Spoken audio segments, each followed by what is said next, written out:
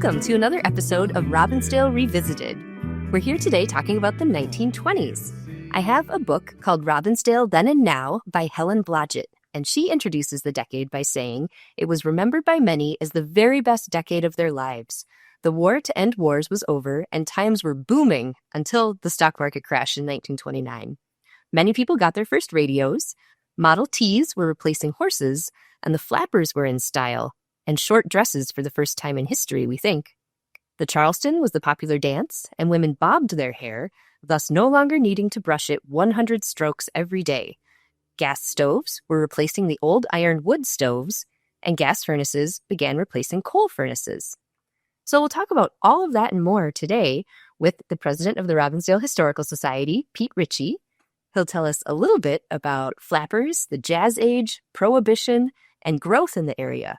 There's even a bank robbery around one Christmas, and the Robbins Tea House is taking off. Some other local landmarks are Mueller opens a movie theater, and the Sacred Heart School opens, and more. So I've been thinking a lot about the 1920s. It was just a decade that was very exciting in Robbinsdale. And the city really grew. So, at about 1920, you're looking at maybe 1,100 people. And by the end of the decade, you're looking at more like 4,500 people. So not a huge place, but it also seemed bigger than it was because you had this business district and it was the only place where you could do your shopping, go to the bank, between, say, North Minneapolis and Osseo. There just wasn't much else. So it was sort of a center of commerce. And you also had some businesses that were attracting a lot of attention. Captain Billy's Fawcett Publishing is the first thing that comes to mind. And this was employing a fair amount of people by the time you get to about 1924. I love Sinclair Lewis, and Babbitt is one of my favorite books. And they always talk about boosters in Babbitt and how Minneapolis, he calls it Zenith, but Minneapolis had this crowd of people that would say, come to Minneapolis. It's just such a great spot. You're going to love it here. And Robbinsdale had its crowd of boosters, too. I think of the Library Club, which was a group of 20 or 30 women at the time, and the founding daughters of the city, Edith and Amy, were very active in the Library Club. And the Library Club, was always running around promoting themselves as an important women's club, held their meetings in what was the City Hall, and eventually they got a little library set up right here where this library is now, or the Historical Society. They did a great job just convincing their husbands to go around promoting the city as a place that was cultural, and we had all these organizations. The Westfall American Legion got started here, and they became very active, and between the Library Club and the American Legion, and you had a Girl Scout troop start, and you just had all sorts of activity, and the real estate people were doing their best to develop Robbinsdale as a suburb, which was always Andrew B. Robbins' vision. I'm looking at a Northern Headlight newspaper, and this is dated September 17th, 1924. And the entire front page is just, business keeps pace with population, the story of growth and beautiful Robbinsdale.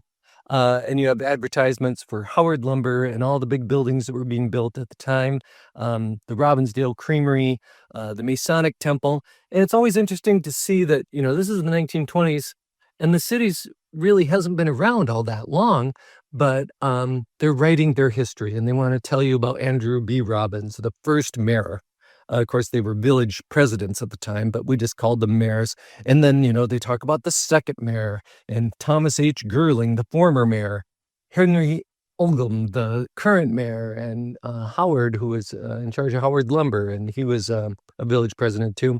And then they just have this little poem on the front page that I'm going to read. It says, come, ye jaded urban mortals, out along the thoroughfare, to the country's open portholes, where there's sunshine and fresh air. For that is the tonic legal, and of favored wide renown, and the moonlight is right regal in this grand suburban town. Here outside the sordid city, just beyond the dirt and din, lies our village quiet and pretty, welcoming the wearied in. Here no crowded streets and alleys, no smoky pall overhead. Here are nature's hills and valleys, clear blue skies and stars instead. Come ye city cynics all, trek out over the winding trail. Nature's voices join the call. Welcome to our Robbinsdale.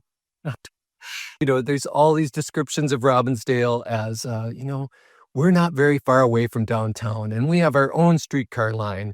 And when you think about it, being, say, 27th Avenue North is, if you think about what that means when you're in South Minneapolis, well, 27th is, down there by almost to Lake Street. So if you think about Lake Street as being close to downtown, which it's relatively close, Robbinsdale is really almost that close too. We're a little bit over to the west, but downtown Minneapolis isn't far. So this would be the perfect little bedroom community.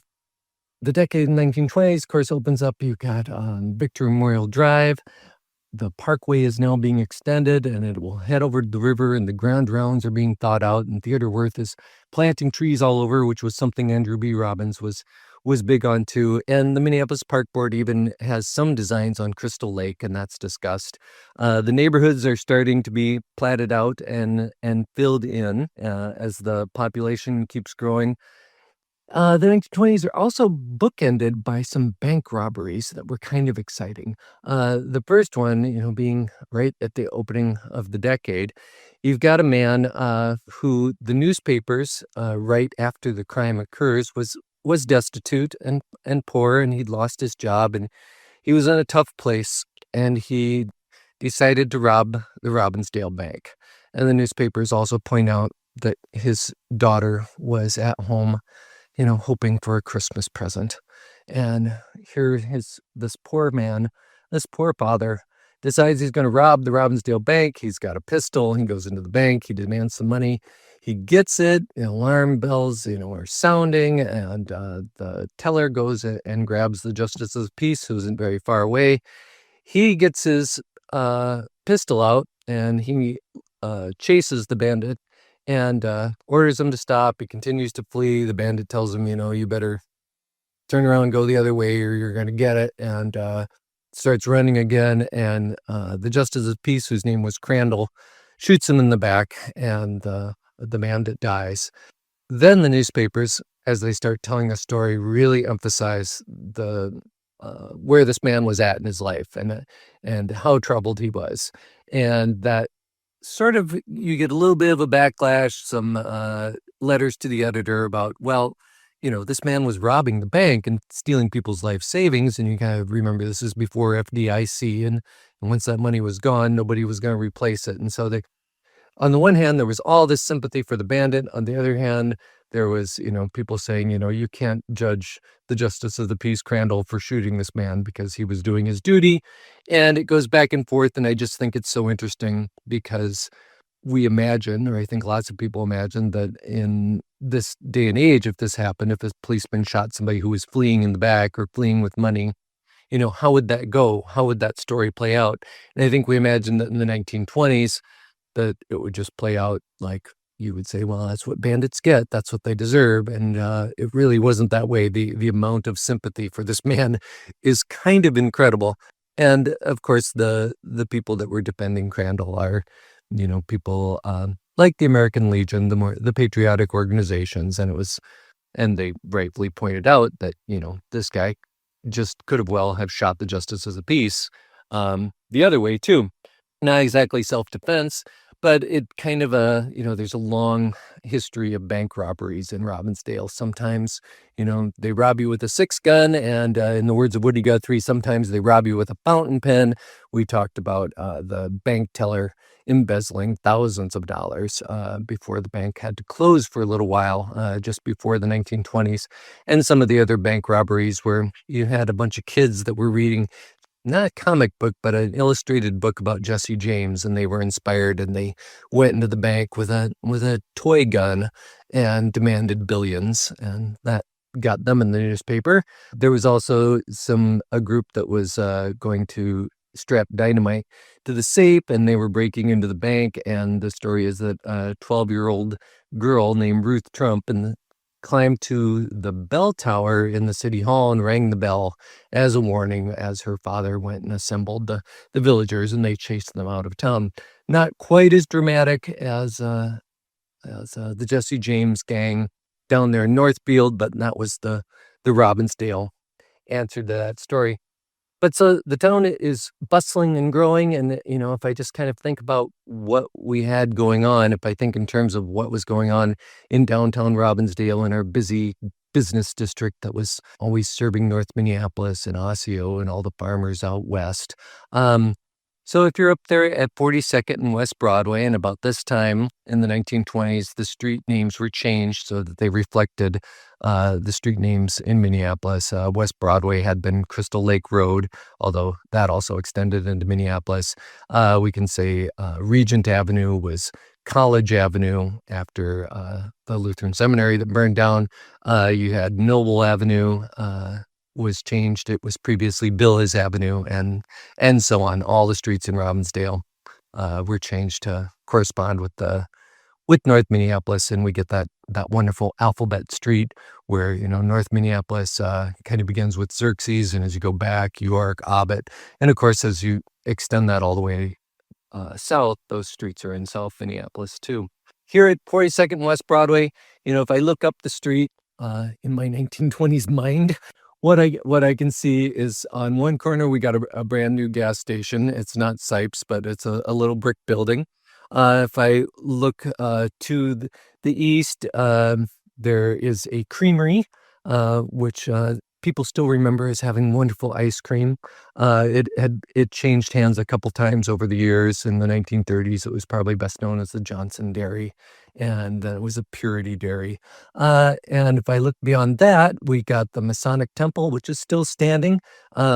And they didn't own the building until many years later. They had a mortgage burning ceremony, and it was the original owner. They were having a little trouble making payments, and he said, well, if you guys can't, make the payments on this at some point, maybe we'll make it a nightclub, which I wonder what a nightclub would have been at the height of Prohibition, but that's what the landlord would threaten the Masons with. But eventually they got their bills settled. On the other side of the street there, you have the Trump house. The Trumps owned a hardware store on the main drag there. And they rented boats still down at Twin Lake that you could go to the hardware store and get the oars and bait and then go down to Twin Lake and spend the day fishing if you wanted. And beyond that, you had the Robbins Tea House, or sometimes it's referred to as the Jefferson Highway Tea Shop. And this was really a beautiful little house. And Amy and Edith Robbins, it's said, went down to the quarry and picked out boulders to give it this rustic look. And so it had stone fireplace, great big stone fireplace, and we have pictures at the Historical Society of meetings being held, and it was huge on the inside and out. There was a stone fireplace on either end, and then you had some stone walls and pillars on the driveway. It was just a pretty little house, and that's where they did business. It was used as a guest house. They did have a little tea shop in there, and you could come in and get some tea. It's the 1920s where all the saloons are closed, so maybe they thought they were going to attract some people to sit down and have tea with them. But they also handled the Andrew B. Robbins estate, which was their real estate business. And the address there was 4422, still calling it Crystal Lake Avenue, but eventually that was West Broadway. As we come down the street a little bit and we look to the west, we have Howard Lumber, and he's doing a booming business, and it hasn't burned down yet, but we know it'll burn down at least 3 times because the railroad goes right through there, and there's still puffer bellies going through, and they're belching out sparks, and you just happen to have a lumber yard both on the north and south side of the tracks. You've got these lumber yards. And then a little bit further in, you have a print shop, which this paper we mentioned here, the Northern Headlight, is being printed.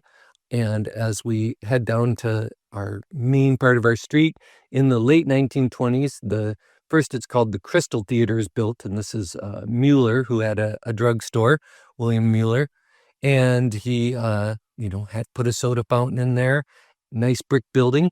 And then he extended the sidewalk to the west and built his 300-seat movie theater. It eventually becomes the Robin Theater, but initially it was the Crystal Theater, always owned by Mueller there. And at some point, probably not in the 1940s, it changes ownership a couple times, and it's eventually owned by the Volk brothers, who in the 1920s had just, come in from Lithuania and were starting their theater business. On the other side of the street, we still got our blacksmith, and he might not be shoeing a lot of horses at this point, but he still seems to find plenty of work.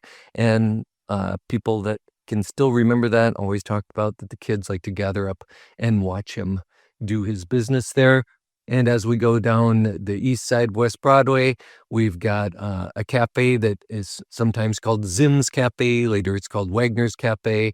And we know that they had a little hole punched through to the Fawcett Publishing Building, and that they would hand sandwiches through that if the reporters and the people creating content for Captain Billy's Whiz Bang and True Confessions magazine and Triple X magazine and all these pulp magazines Captain Billy was putting out.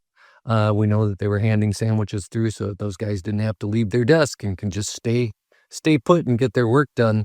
Also on that side of the street, we got a barber shop.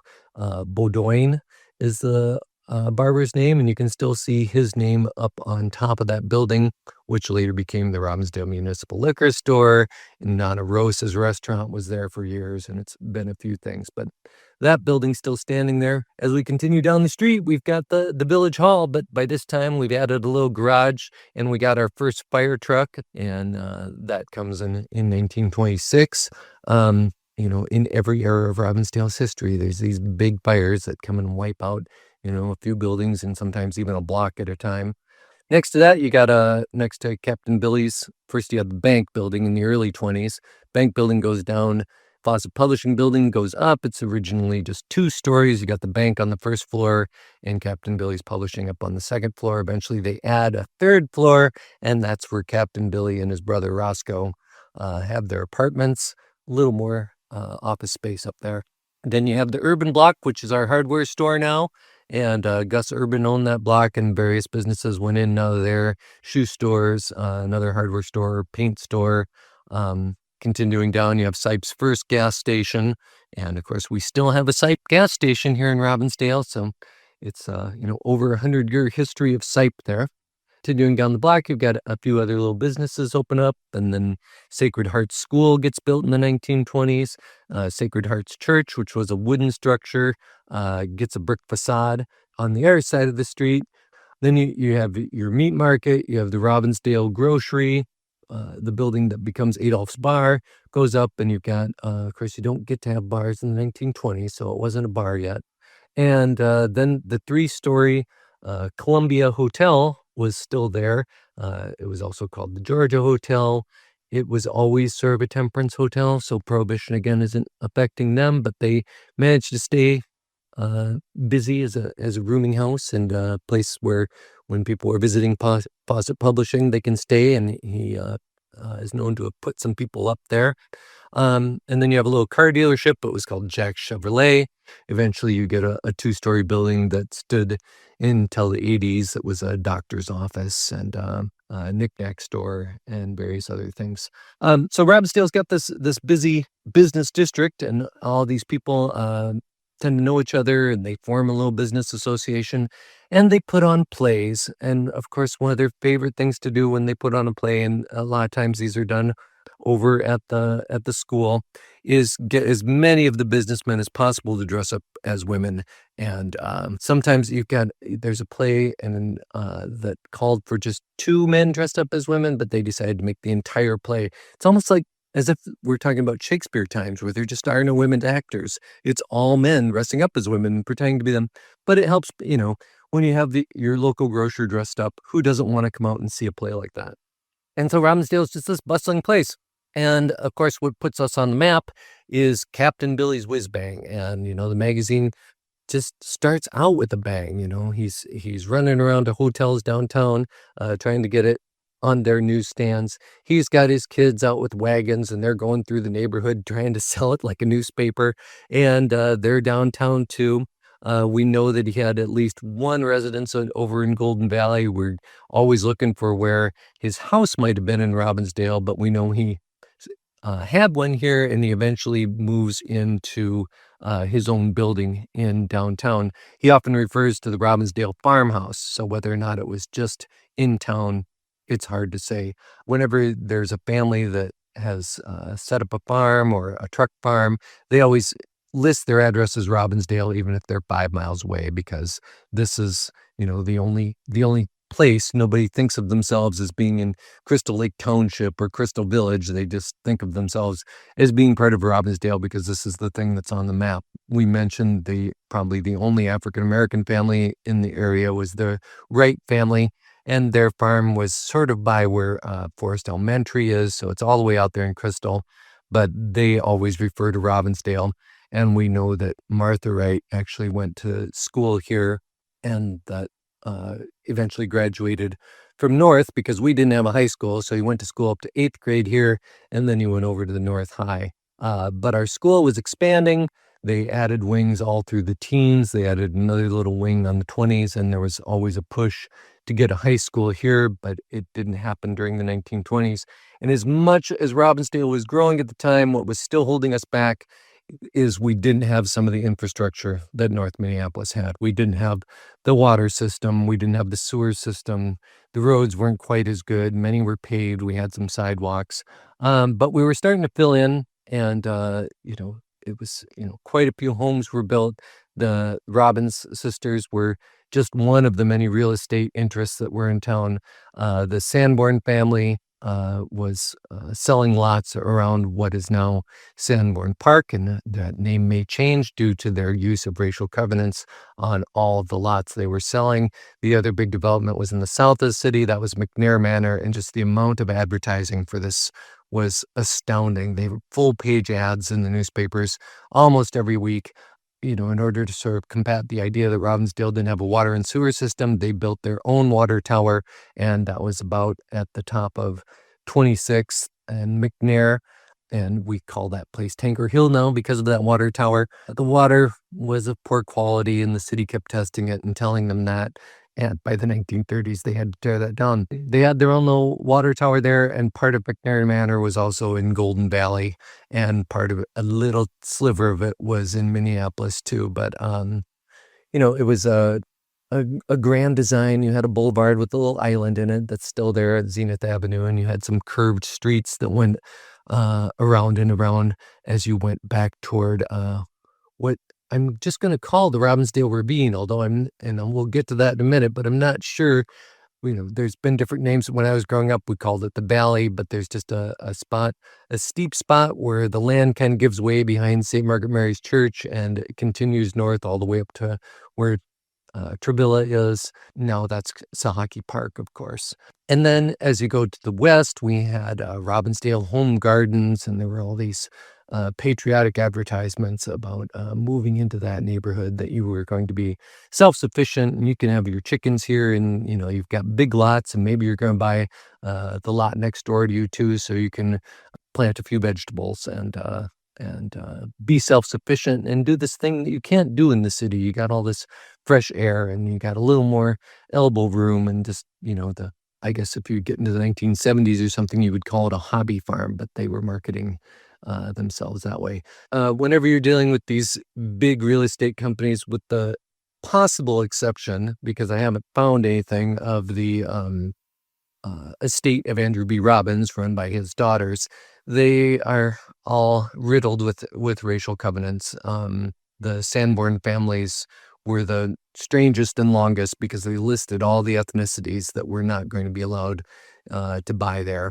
In addition to that, Robbinsdale at the time, there's Klan activity starts appearing, and what we've got in terms of sources around the Historical Society for this is Helen Blodgett's book, Robbinsdale Then and Now, talks about the Klan marching down in West Broadway in hoods and robes, kind of full regalia, and how terrified everybody was of this. They were scared.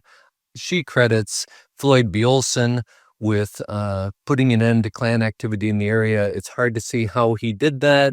I know he was a Hennepin County attorney, and he also had a relationship with Captain Billy, and Captain Billy was always nervous about organized crime or the Klan. Helen Hartig's History of Robbinsdale also discusses the Klan activity at the time and mentions cross burnings about where North Memorial Hospital is. And then you get to a strange article in the newspaper in 1924 where the Ku Klux Klan votes to disband, and they mention that they have this vote in the Robbinsdale Ravine. They mention that the chapter of the Klan had 6,000 members, and that they were out of step with the imperial officer in Georgia who had come up to have a visit with them. Then they have this meeting and they vote to disband, and it's, the headline across the Minneapolis Tribune, but they don't mention what happens next. And, there's been various people that will come into the Historical Society and say that that they knew a family member that was involved with the Klan. It's really hard to find anything past the 1920s until you get into the 1950s, where a Klan leader that got in trouble named Stevenson in Indiana because he raped a young woman and was sentenced to prison.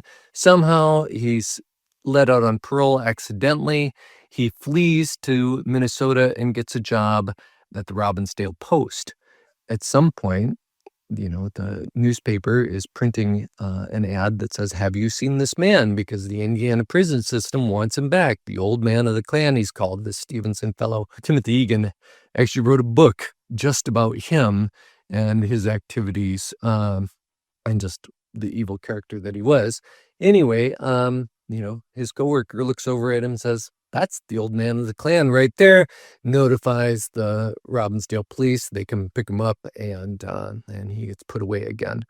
This question comes up from time to time. That's really, all we've got in terms of documentation about Klan activity in Robbinsdale.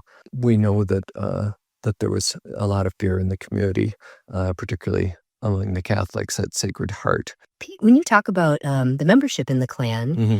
there's sort of a regional chapter and then maybe a local chapter. So I think the regional chapter is much bigger, right? That's the 6,000 number. Yeah. What do we know about the local chapter? Not that much, I mean, I'm thinking that the 6,000 number is encompassing, North Minneapolis, Robbinsdale. And what I've always wondered about this meeting in the ravine, because we just have such sketchy details about it, is how many people were there, and how do you do this at night? Do you have a show of hands? Why vote to disband? Just like you have that big an argument with whatever's this officer from Georgia. Reading that article, it's sort of like you don't understand what the disagreement is or why they choose to disband. And obviously even if that chapter disbanded, maybe it was absorbed by a neighboring chapter. We're always looking for a little more information about that, and it's just a little misty, Yeah, and it's just one of many civic organizations. I don't know if you'd call it a civic organization, but there are other groups around, like the Masons and Right. the American Legion. Yeah. And we know that Kid Can had some very close relations with one of Captain Billy's wives that, becomes a bigger problem after they get divorced in the 1930s, and she's kind of holding court in a hotel room in downtown Minneapolis, and Kid Can is visiting her, and she points out a journalist that is a problem for Kid Can, and she points him out to him, and he's murdered. And then that goes through the court issues an accessory to murder, and Captain Billy is, of course, mentioned a lot, but by that time, they don't have much to do with each other. And what we know about Captain Billy is, in various pulp magazines, one time he brings out a special issue just about Al Capone, and he's very concerned because he wasn't just flat. It wasn't a flattering special issue. It was about organized crime, and it was about Al Capone. And Captain Billy is just as nervous as a cat that he's going to suffer some sort of retribution. He has tried to avoid organized crime as best he can. He wanted to serve liquor at his resort up in Breezy Point, and he arranged to get it flown in. But mobsters were always coming around saying, "I can supply you with liquor." Well, Captain Billy knew enough pilots. He was Canadian himself. He had connections, so he took care of his own liquor needs. But the mobsters didn't like that. They wanted to make some money off this, thing at Breezy Point too. Who knows what he was up to in Robbinsdale? I can't believe that Fawcett Publishing was someplace that was dry. I just imagine these guys all had flasks in their desks, and maybe they met after work in the basement. It's hard to say where a speakeasy was. But Captain Billy was so concerned that he was going to anger the mobsters, and probably, was concerned he would anger the Klan too. And so he had Pinkerton guards after his special issue about Al Capone posted around the building here on West Broadway. As it turned out, Capone wrote him a letter thanking him and for this, wonderful, flattering portrayal of his crimes. So Captain Billy didn't have that much work to worry about from Al Capone, but I think he was always very cautious, and he was rich, so maybe that was just part of it too, that he was worried that he was going to anger the wrong group, and his reach with the Whiz Bang magazine, with True Confessions, these magazines were selling millions of copies around the country, and he did touch on a lot of social issues, a lot of the content. I mean, he would have contests. Send me in your story to True Confessions, and we'll publish it. And some of these stories were, women that were going to opium dens. Some of them were women that were tangled up in the mobs. Captain Billy's Whiz Bang, it was usually on the lighter side, but he would do some social commentary, and it also he reminded everybody of the big change that Prohibition had made. Thanks for listening. I'm Crystal Boyd. Robbinsdale Revisited is brought to you by the Robbinsdale Historical Society. Our little history museum is located at 4915 42nd Avenue North in the heart of Robbinsdale. We're open Fridays and Saturdays from 10 to 3. You can also visit us online at robbinsdale.org.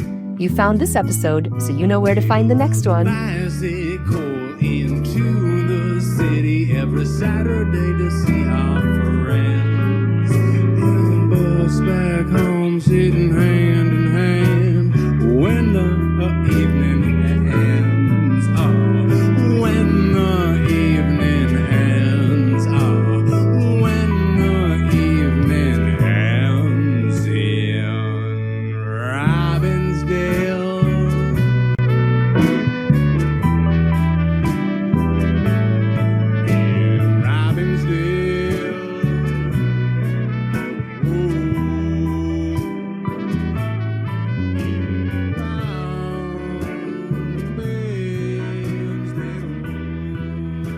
Our theme music is provided by Gabe Barnett and Them Rounders.